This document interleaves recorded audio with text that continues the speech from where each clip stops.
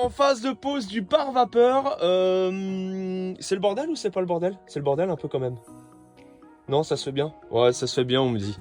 Moi, c'est un peu le bordel quand même parce qu'en fait, rien n'est droit. Je vous rappelle, on est dans un camion. Et donc, vous voyez, bah voilà, on est obligé de faire un petit peu des trucs comme ça, voilà. Donc là, on va couper au ciseau. On va mettre le scotch un petit peu partout. On va faire les jointures. On fait passer donc les câbles. On va mettre du scotch ici pour bien, on va dire, étanchéifier le pare-vapeur. Et puis voilà, donc là, on a fait une première partie ici.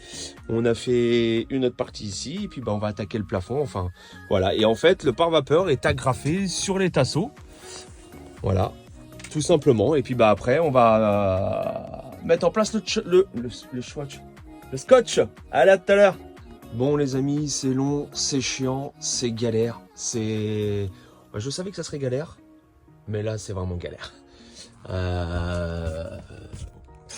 C'est les bras tendus vers le haut, mettre le scotch, faire passer les câbles. Honnêtement, ouais. Et vous voyez où j'en suis? Sincèrement, pour faire ça, cette partie du plafond, cette partie ici, le bas n'est pas fait, hein. Ouais, plus de 3 heures. Voilà. Bon, bah allez, on continue. Souhaitez-moi bonne chance. Il y a encore du taf. En gros, vous voyez, pour poser le scotch, voilà, faut faire des bandes, faut éviter qu'il y ait le moins de... pareil, quand on a percé les trous, voilà, j'ai remis du Tescon, du scotch qui est fait pour poser. Alors ce scotch là, c'est un truc de dingue, hein. Une fois qu'il est collé, vous l'enlevez plus, hein. Donc faut surtout pas vous tromper.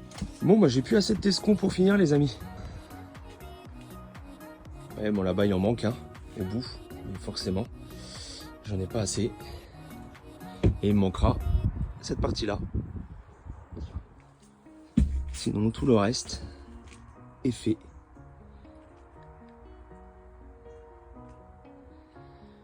Voilà.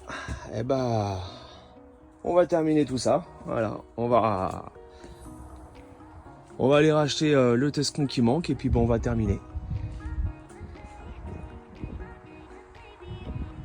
18 h, les amis, on a commencé à plaquer. Plaque de récup.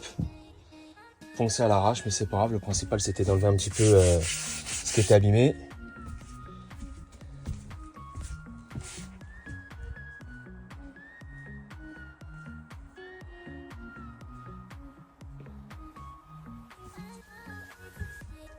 Donc pour tout ce qui est finition ici, alors sachant que tout ce qui va être en dessous ça, c'est la soute.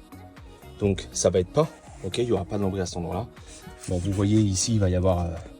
je vais faire des petites découpes, après je vais faire de la pâte à bois. Donc comme c'est le plancher, comme c'est les habillages d'origine, c'est de la récup. Donc forcément, il y a des... il y a dans un taille qui sont un petit peu spéciales. Donc bon, il a fallu que je recoupe en bas forcément puisque le plancher est rehaussé. Donc ça correspondait plus au niveau des mesures. Donc il a fallu que je recoupe la base, voilà. Et ici en fait, bon, ça a beau être la soute, hein, on fera quand même quelque chose, une finition. Donc du coup, ça va se voir. Pour pas que ça se voit, partir de là jusqu'en haut, je pense, pour la finition, on va mettre de la grosse corde.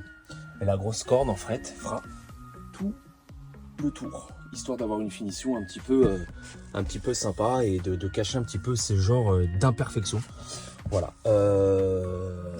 Et je pense qu'au niveau finition, ça va le faire, ça fera propre. Donc voilà le travail du week-end, les amis. Je suis content d'avoir déjà commencé à plaquer.